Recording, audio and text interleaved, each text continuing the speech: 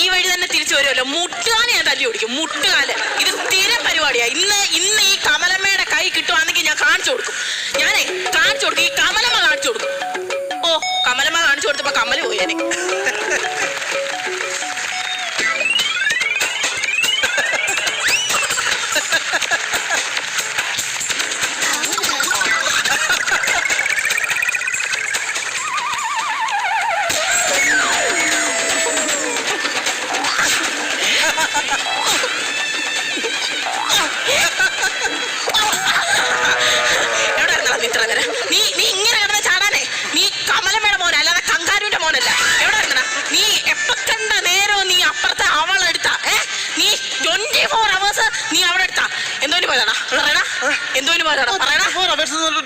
Reporter വന്ന് നിൽക്കുന്നോളം ചോദിക്കും.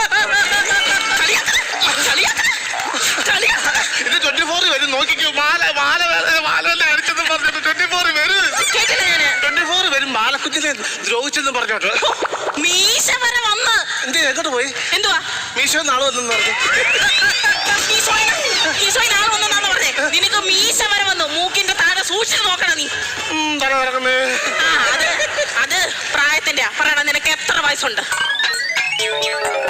നിനക്ക് എത്ര വിരലുണ്ടെന്നല്ലേ ഞാൻ ചോദിച്ചത്. നിനക്ക് എത്ര വയസ്സുണ്ട്? 30+. അയ്യോ, എന്നാ വന്ന് നിൽക്കുന്നത് 30+.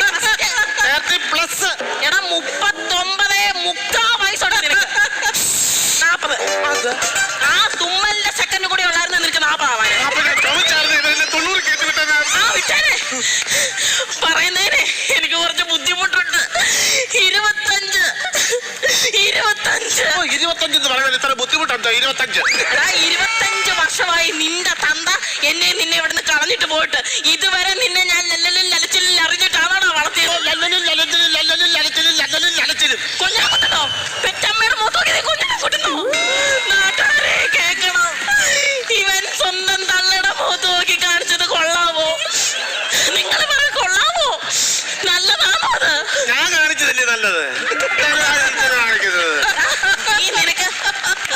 നീ വന്നേ.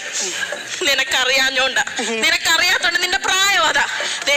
ഈ കാണുന്നിടത്ത് മൊത്തവും കുറെ നാളുകൾക്ക് മുന്നേ കാടും പടലുമായിരുന്നു.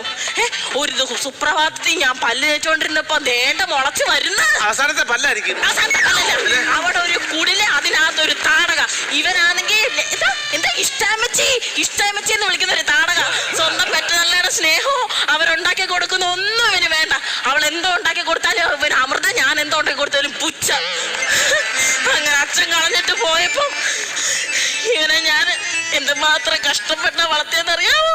ശ്വാസം പോലും കിട്ടുന്നില്ല എനിക്ക്. എടാ, നിനക്ക് ഞാനും എനിക്ക് നീയും, നിനക്ക് ഞാനും നിനക്ക് നീയും, എനിക്ക് ഞാനും നിനക്ക് നീയും, എനിക്ക് ഞാനും നിനക്ക് നീയും, നിനക്ക് ഞാനും എനിക്ക് നീയും, നിനക്ക് ഞാനും എനിക്ക് നീയും.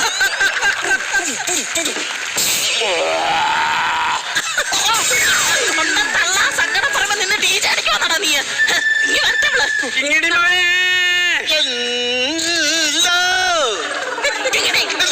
കണ്ടോ? അതിനകത്തോണ്ട് അവന്റെ വ്യത്യാസം. കിങ്ങിണി മോന് കിട്ടിയ മുത്തല്ലേ, അമ്മയ്ക്ക് കിട്ടിയ മോനല്ലേ, കിങ്ങിണി മോന് കിട്ടിയ മുത്തല്ലേ. ചങ്കരി മോനിനോട് ഒരൊറ്റ അറിയിച്ചു.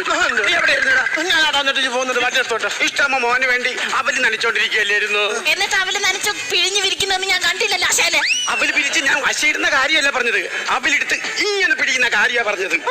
മോനെ, നിനക്ക് ഞാൻ അവലും കൊണ്ട് വന്നരാ. നിങ്ങളെന്തോ കുചാലനാണോ? ഒരു തെറ്റിപ്പുകാരി വന്നിരിക്കുന്നു. എങ്ങനെ കൊച്ചിനെ അവളെടുത്ത് സ്നേഹം തോന്നും? കുഞ്ഞവളോട് സംസാരിക്കുമ്പോ സ്നേഹം വേണം. എടി, ആരാടി പറഞ്ഞ ഞാൻ എന്റെ കുഞ്ഞിനെ സ്നേഹിക്കത്തില്ലെന്ന്? സന്തോഷത്തിൽ ചോദിക്കാറുണ്ടോ കൊച്ചിനടുത്ത് എന്തെങ്കിലും? ഞാൻ ഇതുവരെ ദേഷ്യപ്പെട്ടിട്ട് പറയണ അമ്മച്ചി നിന്നോട് ഇതുവരെ ദേഷ്യപ്പെട്ടിട്ടുണ്ടോ?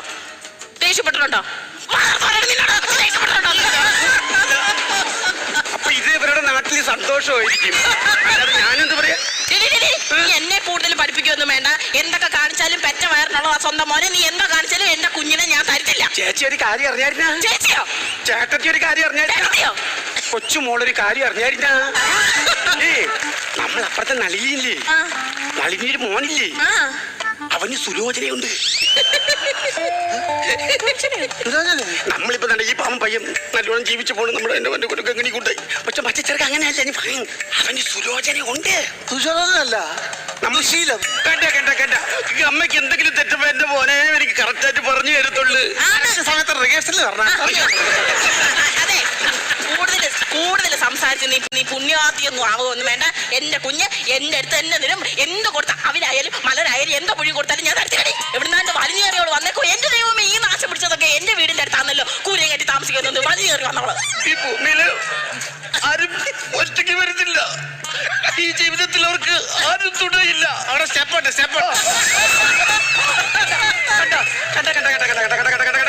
ഇതൊക്കെ എന്ത് നോക്ക്. എന്റെ മോൻ അവിടെ എന്നെ രക്ഷപ്പെടുത്തിയത് കണ്ട. മനസ്സിലാവുന്നുണ്ട്.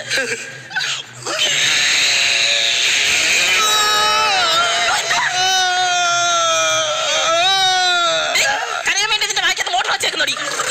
എവിടുത്തെ പൊട്ടി വീണവള്. നിങ്ങൾക്കൊരു സത്യം അറിയാം. ഞാനിവിടെ 2 വർഷമായിട്ട് ഇവിടെ വന്ന് താമസിക്കുന്നു. എന്റെ അച്ഛനും അമ്മയും ആറന്മുളയാ. അവിടെ ജോലിയായിരുന്നോ? എന്തോന്ന് ആറന്മുളയിലെ?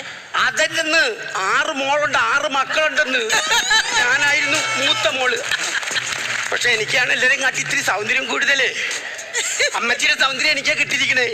അമ്മച്ചിക്ക് കുറച്ച് വെളുപ്പുണ്ട്. എവിടൊക്കെ ചിരിക്കുമ്പോ പല്ലിലും ഒരു കാര്യം പറയുമ്പോ സൗന്ദര്യം നിങ്ങൾക്കായിരുന്നു. അമ്മച്ചി എങ്ങനെ ഉണ്ടായിരുന്നു പറഞ്ഞേ? അമ്മച്ചി ഒരു സുന്ദരിയായിരുന്നു. ഇതുപോലത്തുള്ള മുടിയൊന്നുമല്ല, പനങ്കുല പോലത്തെ മുടിയായിരുന്നു. അപ്പൊ അച്ഛനോ? പന വെട്ടിയ മുടി. ഈ പനം തയ്യാന്ന് ഇപ്പൊ ഇവിടെ കാര്യം പറയുന്നത്. അപ്പോ ഇവിടുന്ന് എന്റെ മോനെ എന്നിട്ട് എനിക്ക് പഠിത്തക്ക് ഓടിക്കുന്ന സമയം ഒരു ദിവസം രാത്രി അച്ഛൻ ജോലിക്ക് പോയിട്ട് എൻ്റെ അടുത്തൊന്ന് പറഞ്ഞു, പഠിത്തം തിരിച്ച് ഇനി കല്യാണത്തിന്റെ പ്രായമാണെന്ന് പറഞ്ഞു. ഞാൻ പറഞ്ഞു വിദ്യാഭ്യാസം, സ്ത്രീകൾക്ക് വേണ്ടത് വിദ്യാഭ്യാസം. വിദ്യാധനം കൊടൈക്കനൽ പ്രധാനം. പ്രധാനം സ്ത്രീകൾ ജീവിക്കണ്ടേ? സ്ത്രീകൾക്ക് പുരുഷന്മാരുടെ മുമ്പ് വിദ്യാഭ്യാസത്തോടെ നിൽക്കണം. അതുകൊണ്ട് ഞാൻ പറഞ്ഞു പഠിത്തം വിട്ടൊരു കളിയില്ല എന്ന് പറഞ്ഞു. പിറ്റേന്ന് രാവിലെ തന്നെ കല്യാണം ഉറപ്പിച്ചു. പിന്നെ പഠിത്തം തുടർന്നില്ലയോ? അല്ല, ഞാൻ രാത്രി പഠിച്ചോണ്ടിരുന്നപ്പോഴും അച്ഛൻ വന്ന് പറഞ്ഞത്. അപ്പം തന്നെ പുസ്തകം അങ്ങ് മടക്കി. എന്നിട്ട് എന്റെ കല്യാണം അങ്ങ് നടന്നു. നല്ലൊരു കല്യാണമായിരുന്നു. കല്യാണം കഴിഞ്ഞു. എന്റെ ഏറ്റവും വലിയ ആഗ്രഹമായിരുന്നു കല്യാണം കഴിഞ്ഞൊരു കൊച്ച്. നിങ്ങൾക്ക് അതല്ലെന്ന്, കല്യാണം കഴിഞ്ഞൊരു കൊച്ച്. ഞാനും എന്റെ ഭർത്താവ് സുഖമായിട്ട് ജീവിക്കുന്ന സമയത്ത് ഞങ്ങളുടെ ഇടയിലേക്ക് ഒരാൾ കയറി വന്നു. നിങ്ങൾ അവിടെ നിൽക്കുമായിരുന്നു? ഉത്സവപ്പറമ്പിൽ ഇങ്ങനെ അമ്മ ഒരു കാര്യം പറയുമ്പോൾ കൂടുതൽ ഞാൻ പറഞ്ഞു അറിയാം. അല്ല ഇഷ്ടേച്ചി, നിങ്ങളുടെ ഇടയിലോട്ട് ആര് കയറി വന്നാ പറഞ്ഞത്? അതെങ്ങനെ എഴുതുന്നത്? ചായ എഴുതിയിട്ട് ചുനുപ്പിട്ട അകത്തോട്ട് കയറ്റി പണയുന്നില്ല. ചില സമയത്ത് ആ ചെറുക്കനെ ദൃഷ്ടിക്കും എന്റെ സ്വഭാവം. ആ ചെറുക്കനെ അതെങ്ങനെ എഴുതുന്നത്? അമ്മച്ചി ഇന്ന് ചോറ് കഴിക്കുമ്പോ നീ എന്റെ അടുത്ത് വരണം കേട്ടോ. തരാനാണ്? അല്ല, എച്ചിക്കൈ വെച്ച് നിനക്ക് തരാനാ. വേണ്ടാത്തടുത്ത് അവന്റെ സംശയം മിണ്ടി പോരുത് കേട്ടോ. അവസാനം അവളവനെ തട്ടിക്കൊണ്ട് പോകുന്നായി എന്റെ ഭർത്താവിനെ. സ്വന്തം ഭർത്താവിനെ ഞാൻ എന്ത് ചെയ്തു? നല്ല ചന്ദനവും മാറി തേച്ച് എന്റെ ഭർത്താവിന്റെ അടുത്തോട്ട് ചെന്നു. പിറ്റേന്ന് ഞാൻ കുറച്ച് മുല്ലപ്പൂവും ചൂടി കുറച്ച് സ്പ്രേയും അടിച്ച് എന്റെ ഭർത്താവിന്റെ അടുത്തോട്ട് ചെന്നു. അപ്പോഴും അവസാനം ഒന്നുമില്ലാതെ ഞാൻ അങ്ങോട്ട് ചെന്നു.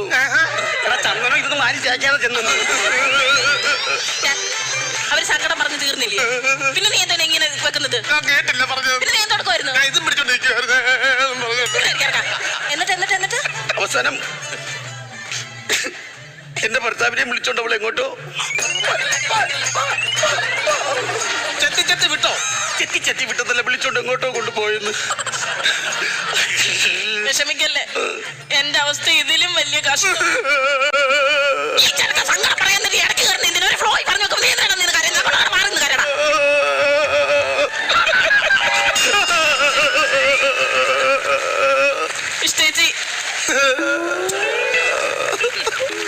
ഇഷ്ടേച്ചിക്ക് അറിയാമോ, കൃത്യം 25 കൊല്ലമായി മൂക്ക് പിടിച്ചിട്ടാ ഇവന്റെ അച്ഛൻ ഞങ്ങളെ കളഞ്ഞു പോയിട്ട്. അന്നൊക്കെയാണ് എങ്ങും ദുരിതമാ. ഈ ചെറുക്കന് ഇച്ചിരി ഉള്ളെങ്കിൽ ഇത്രയും വലിയ വയറാ. ഞാൻ അവിടെ പോയി കഷ്ടപ്പെട്ട് കൊണ്ടുവരും. ഇഷ്ടേച്ചിയോട് പറയാമല്ലോ, ഒരു കുപ്പി വിഷത്തിൽ ജീവിതം അവസാനിപ്പിക്കാന്നും പറഞ്ഞ് ഇവൻ ആദ്യം കൊടുത്ത് ഞാൻ രണ്ടാമത് നിന്നാന്നും പറഞ്ഞോണ്ട് ഒരു കുപ്പി വിഷം ഞാൻ അങ്ങ് മേടിച്ച് എന്റെ കിങ്ങിണിക്കുട്ടിന് വിഷം കൊടുത്താണ്. വിഷം കൊടുത്ത എന്റെ പാവക്ക് കിങ്ങിണിക്കുട്ടിന് എന്നിട്ടൊന്നും പറ്റിയില്ല എന്റെ കിങ്ങിണിക്കുട്ടിന്. ആ ഒരു കുപ്പി വിഷവും തിന്ന് എമ്പക്കം വിട്ടിട്ട് ഇവൻ എന്നോട് ചോദിക്കുക ഒരു കുപ്പിയും കൂടെ കൊടുക്കാൻ. പറ്റില്ല. എങ്ങനേക്കും എന്നും അൽഫാമും ഷവർമ്മയും വാലി തിന്നുന്ന ഇവന് വിഷമങ്ങാണ്ടേക്കും. അന്ന കാലം തൊട്ട് ചോദിക്കണമെന്ന് പറഞ്ഞിരിക്കുകയായിരുന്നു. ഭർത്താവിന് എന്താ പറ്റിയേ?